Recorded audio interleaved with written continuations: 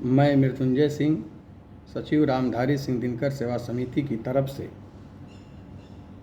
भारत रत्न पंडित मदन मोहन मालवीय जी की बगिया से काशी हिंदू विद्यालय से आप सभी को सादर प्रणाम करता हूँ।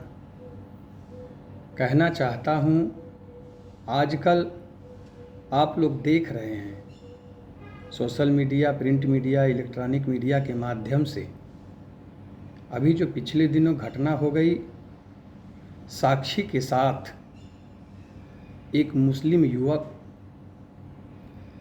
साहिल खान जो हिंदू बनकर बेटी के साथ छलावा किया, उससे दोस्ती किया। इतना ही नहीं, जब बेटी ने उससे दोस्ती तोड़ दी तो उस नाबालिग बेटी को साहिल ने मौत के घाट उतारने का काम किया। किस बेरहमी से, क्रूरतापूर्वक उसे 16 बार चाकुओं से वार करके साक्षी को मौत के घाट उतार दिया। लोग मोहल्ले में आते जाते रहे रास्ते में, लेकिन किसी ने आवाज नहीं उठाई। पापी वही नहीं होता है जो पाप करता है। दोष केवल शिकारी का ही नहीं होता है जो शिकार करता है। जिनकी आंखों के सामने शिकार होता हो, जो अपनी आंखों के सामने पाप देखता हो, वो उससे बड़ा पापी होता है। राष्ट्रकवि रामधारी सिंह दिनकर साहब ने लिखा है, समर शेष है नहीं पाप का भागी केवल व्याध। व्याध माने शिकारी। नहीं पाप का भागी केवल व्याध, जो तटस्थ है समय लिखेगा उनका भी अपराध। जो अपनी आंखों के सामने तटस्थ होकर के देख रहे हैं, ये भी उसके भागी बनेंगे। एक दिन उनके साथ भी ऐसा होगा, हमारे साथ भी ऐसा हो सकता है।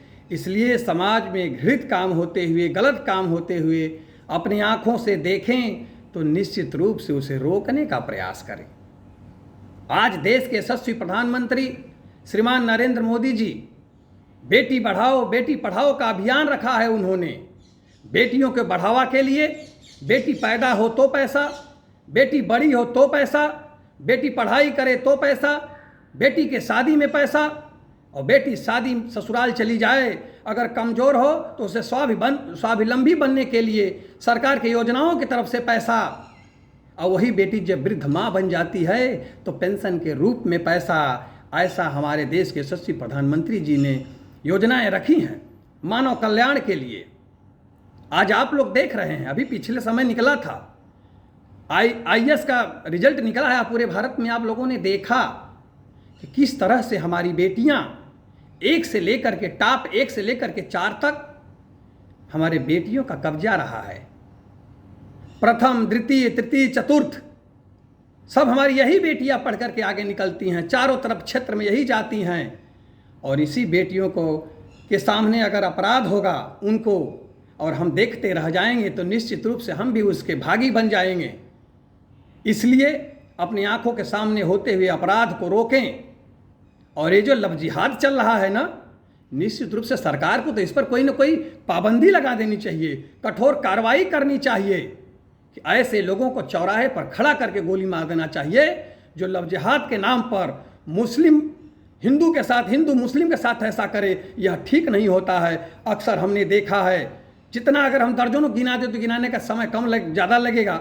इसलिए समय कम है कि दर्जनों ऐसे केस सामने आ चुके हैं जो रक्षा पहनते हैं, रुद्राक्ष पहनते हैं, हिंदू बेटियों से प्रेम बढ़ाते हैं, उनके साथ गलत संबंध करते हैं, शादी के लिए दबाव देते हैं, धर्म परिवर्तन के लिए दबाव देते हैं। इन सब चीज़ों को रोकना होगा और हम सभी लोगों को जागरूक होकर के कठोरतापूर्वक ऐसे लोगों पर कार्रवाई कराने के लिए हमेशा समाज में लोगों के बीच में रह करके कहने और सुनने की ज़रूरत है।